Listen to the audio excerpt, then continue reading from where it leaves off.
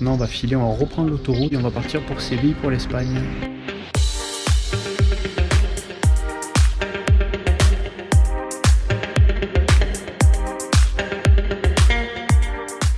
Alors nous voilà arrivés à Séville, on a pris un appartement design, j'adore le concept, il fait ultra chaud par rapport au Portugal. Oui chérie. T'as ton lit à côté de celui de papa et maman. Alors j'avoue, il n'y a pas de fenêtre qui donne à l'extérieur, mais c'est pas grave, c'est très moderne. C'est le jacuzzi, on fera du jacuzzi du coup si tu veux. Alors là, il y a un puits de lumière. On a la piscine, toit, terrasse. Franchement, l'appartement, je suis grave fan. Une petite plaque. Ça c'est quoi? C'est le placard de rangement. Ah non, c'est pas le ménage, la vaisselle. Viens, on va voir la piscine.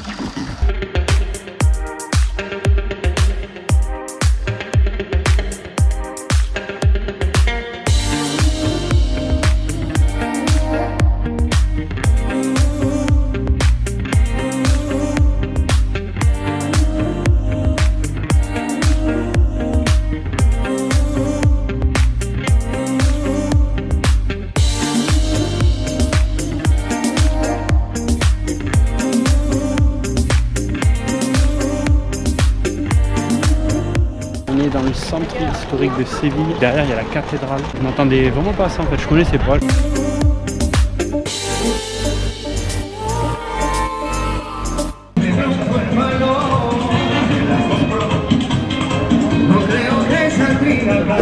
suis complètement impressionné par la beauté de la ville. L'Espagne, je connais pas trop. Je connais beaucoup l'Italie, mais l'Espagne pas trop. C'est vraiment magnifique.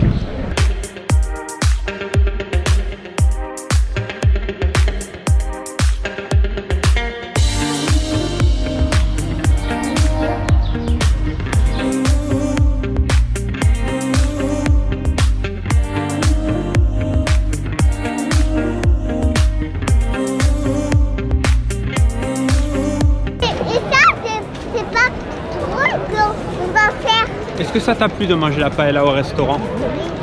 C'est pour ça qu'on a fini tard là, on va rentrer, il fait nuit maintenant. Moi je vais faire dodo à côté de papa. D'accord. Allez, on va rentrer, bonne nuit. Oh. Et les infos quoi. Et là on est retourné dans l'appartement. La nuit c'est la classe l'appartement. Ça fait boîte de nuit.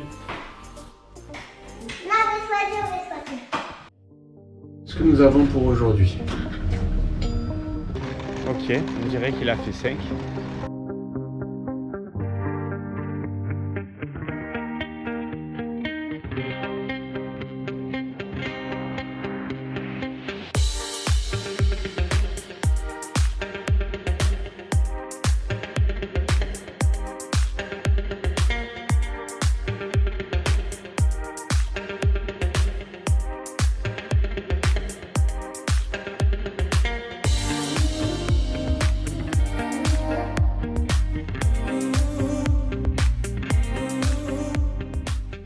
Nous sommes à Séville pour la deuxième journée, on ne pouvait pas passer à côté de la place d'Espagne. Elle est particulièrement belle cette place, c'est l'une des plus belles que j'ai vues lors de mon voyage pour l'instant, qui ne fait que commencer d'ailleurs.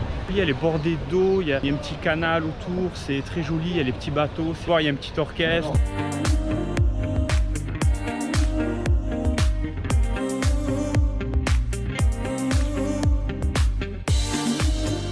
Ce qu'on a derrière là, c'est une fresque qui représente à un moment de l'histoire je pense les régions. Ça a vraiment très bien conservé, on arrive à garder une partie de l'histoire comme ça intacte.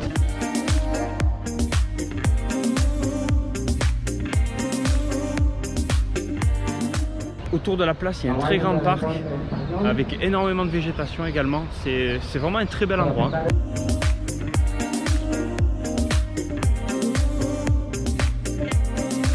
Tu as vu Julia comme il est grand et comme il est beau le parc? Bon, là on attend pour le début du spectacle de flamenco et Julia elle est déjà prête pour aller danser.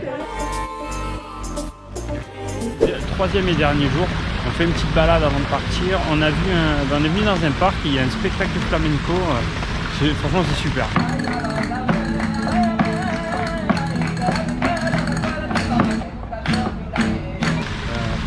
C'est différent de celui qu'on a vu hier soir. Celui qu'on a vu hier soir, on ne pouvait pas enregistrer, on n'avait pas le droit. c'était déconseillé pour la concentration, ce que je comprends tout à fait. Du coup là on a profité de celui en plein air et la petite elle a pu danser. Là on est dans un week-end de feria, on a voulu peut-être aller voir une corrida, mais évidemment c'est payant, il n'y en a pas le temps. On aurait peut-être voulu aller dans les gradins, mais avec son entrée payante on ne peut pas. Mais je pense qu'une prochaine fois ça peut valoir le coup de voir ça, même si je ne suis pas fanat sur le principe de la mise à mort du taureau. On va partir se restaurer et après on va reprendre la route et on va retourner à Faro. Séville, si vous n'êtes jamais venu, je vous conseille de prendre un billet d'avion directement pour venir au plus vite. Sérieusement, c'est vraiment une ville à voir. Les logements sont assez chers, même en Airbnb ou en hôtel, parce que c'est une ville très prisée par les touristes et franchement, on voit pourquoi, il y a énormément à voir. Vraiment, c'est génial. On a l'impression que la vie s'arrête jamais. Nous on rentrait, on était au parc enfant hier soir à 22 h quoi. Les enfants ils étaient encore debout. Dans toutes les rues ça fait un bruit sourd où ils parlent très fort. On sent la joie de vivre.